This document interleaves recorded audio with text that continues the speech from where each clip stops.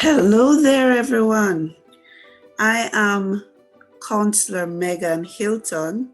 I'm an associate counseling psychologist, a parent mentor, and the author of the book, Directing Your Arrows, a strategic approach to successful parenting.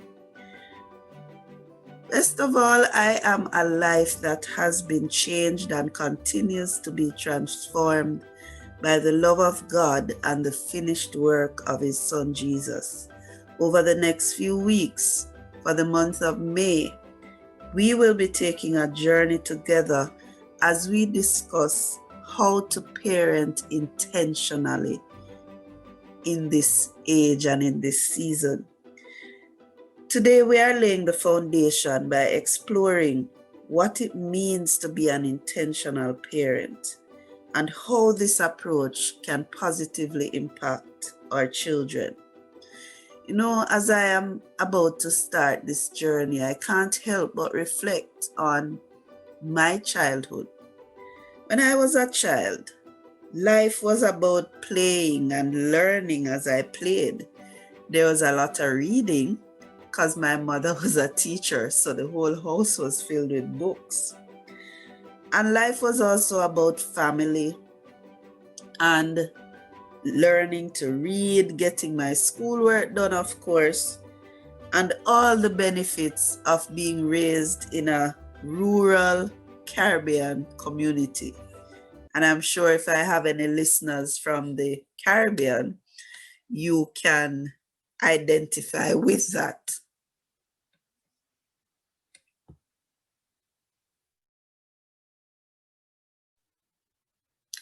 So my childhood was nice. My childhood was great. My distractions as a child were minimal. I mean, we had television, but the television only had 2 channels. I had my pets, a dog, and a few cats. That was it. Basically, those were the distractions.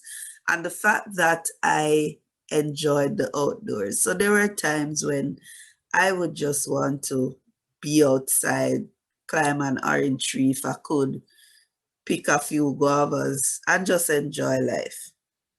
Fast forward to today, and childhood for many of our children is nothing like what I just described, or nothing like what we as adults experienced as children, because life evolves and life changes. Today, the distractions are numerous for our children. The lines of values have been blurred. They are being told it's whatever you like that you must do. And so the negative influences in our world come at them from all angles. They are not as secure as we were. And because these distractions are coming and these negative influences, parents find themselves in what I call a battle for the destinies of their children. This is why we must be intentional in how we parent. The enemy, the devil, is intentional about going after our children.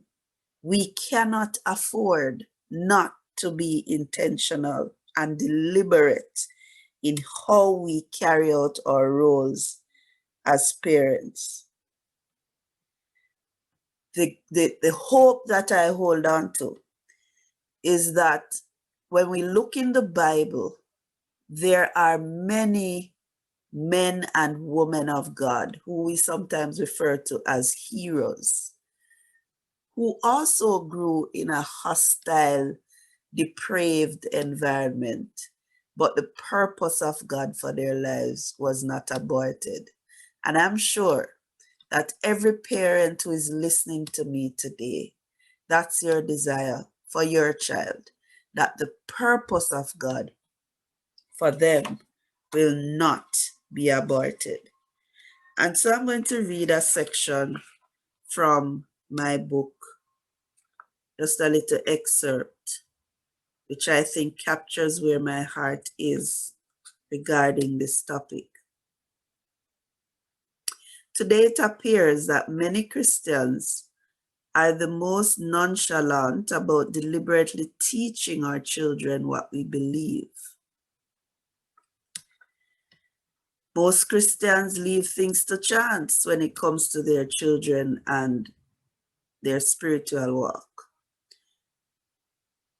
We send them to church, hand them over to children's ministry or youth ministry, while we sit back and hope and pray and sometimes even fast that they will grow into passionate, purposeful lovers of God.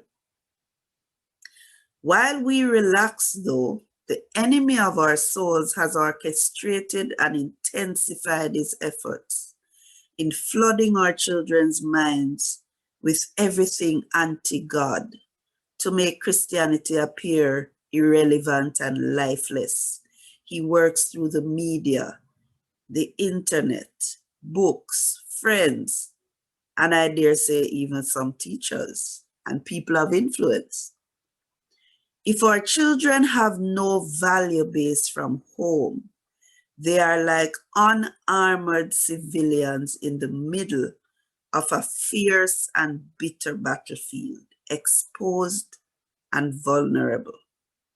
We, therefore, must change our attitude, and we must deliberately empower them for the life that they are engaged in. It is high time to awake and get purposefully active about sowing the right seeds according to the fruit we hope to see in our children and the destiny we believe God has for them. And so today, we really want to just lay the foundation for this journey of intentional parenting. And so I'm going to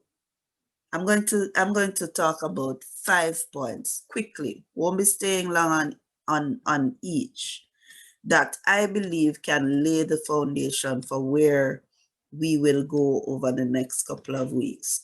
So there are some things we need to understand. The first one is that your child is a gift.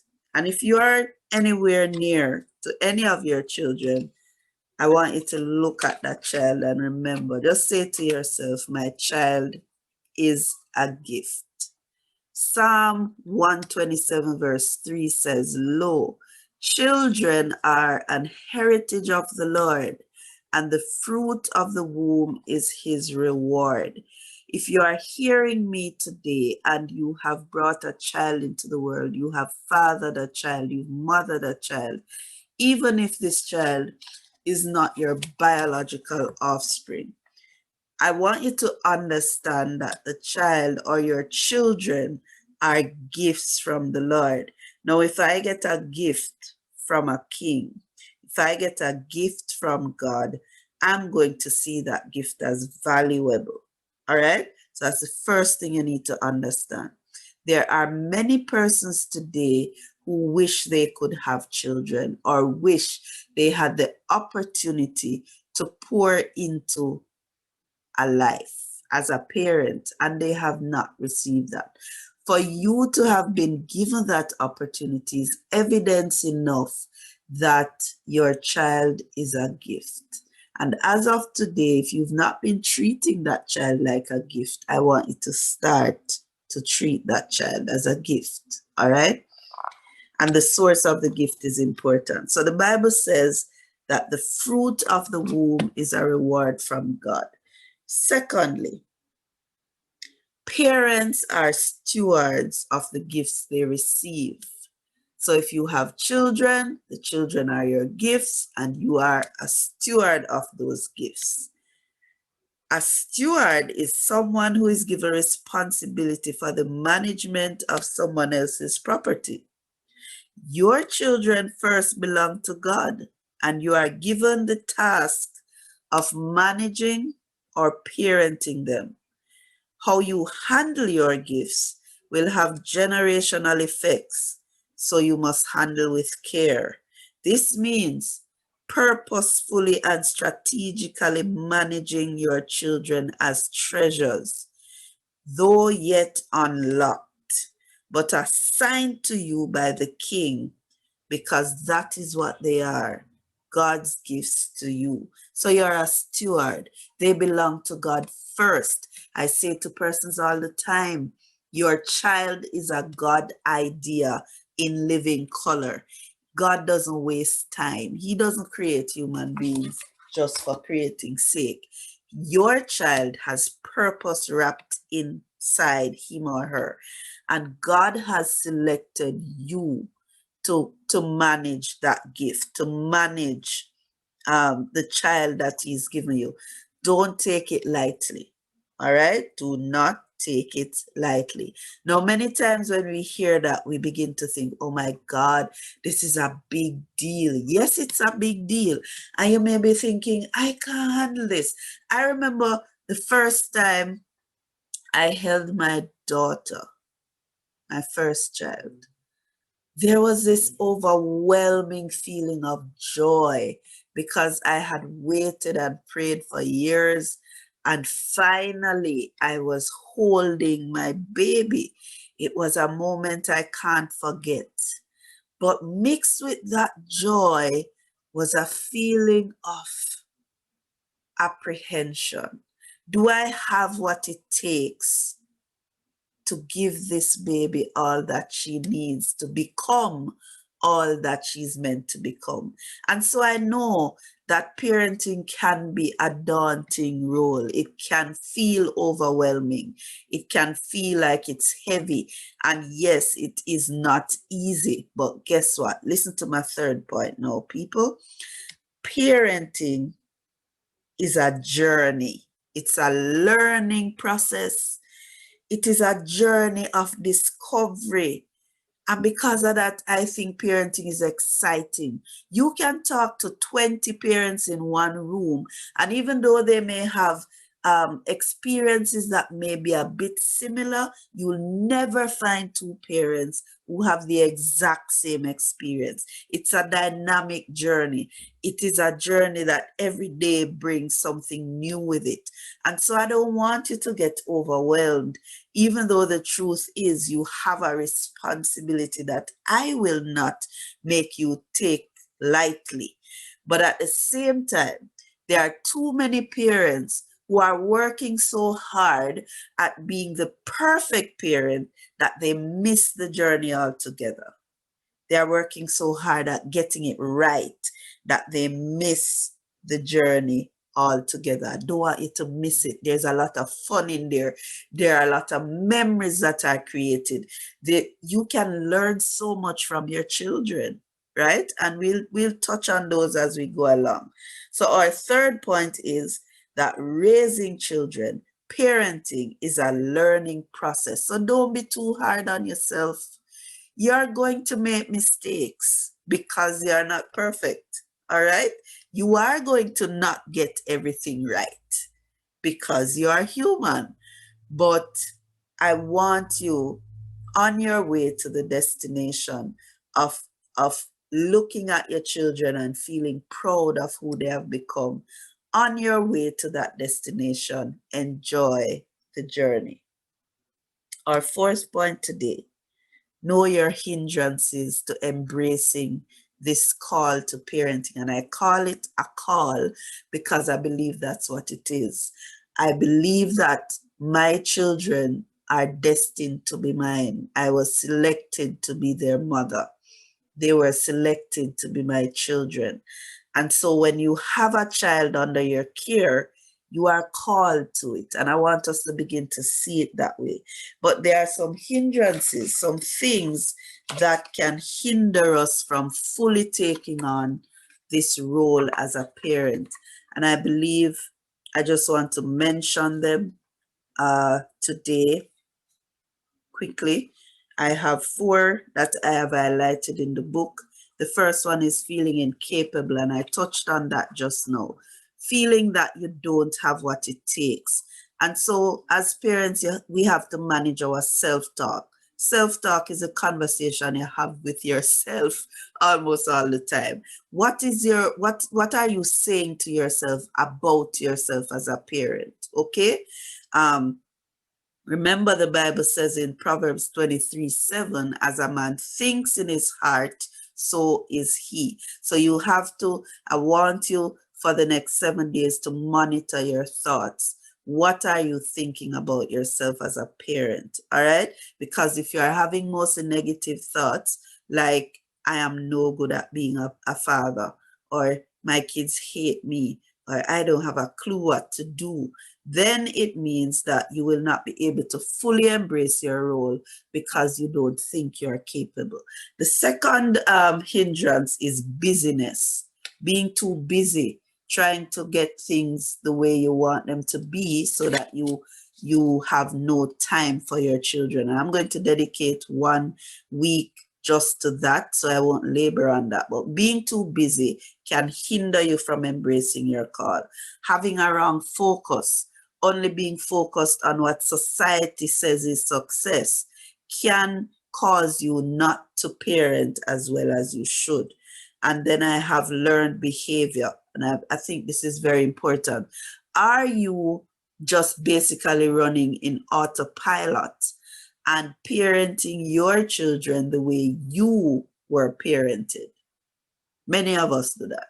Oh, that's how my mommy used to do it. Oh, that's what my grandmother did when I was a child. We have to be deliberate. Because your parents did it doesn't mean that it's right fit for your child. Okay? And so you have to do some reflection this week to see if you're operating the way you do as a parent just based on what you experienced as a child. Your child is unique, and not all the methods that work with you will work with him or her. All right? So we parent our children and we ask God for wisdom. James 1:5 says, if any man needs wisdom, let him ask of God, and he will give it to him. He will not rebuke you for asking. All right. So the 4 hindrances: feeling incapable, being too busy, parenting in autopilot based on how we were raised, and having a wrong focus. So far, we have said we are laying a foundation for the next 5 weeks of intentional parenting.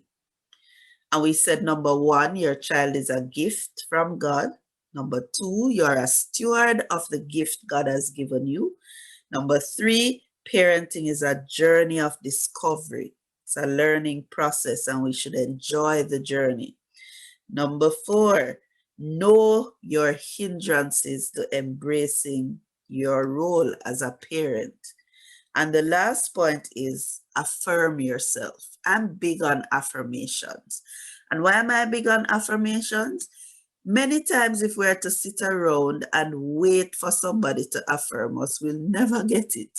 So we have to learn the art of affirming ourselves. So I want to challenge you to affirm yourself, to say positive statements to yourself about how you are parenting and the kind of parent that you are. Practice saying your affirmation each morning and throughout the day. And at the end of the day, instead of thinking, what have I done wrong? How about thinking, what were my wins today? So I'm going to read 2 affirmations from my book, and I want you to try to create some for yourself this week. I am not perfect, but I love my child and I give my best for his good. I have been chosen by God to parent my child, and I will do well. I have the ability to be a good mother for my child. God is the source of my wisdom and strength as a parent. I embrace my call to parenting, and I will pursue mastery. The Bible says, as a man thinketh in his heart, so is he. I choose to think positive thoughts about myself and about my child.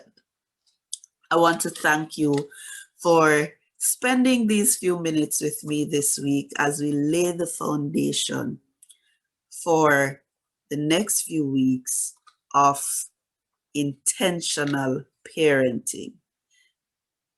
Write down in your journal, if you have one, what were your greatest takeaways from today's session?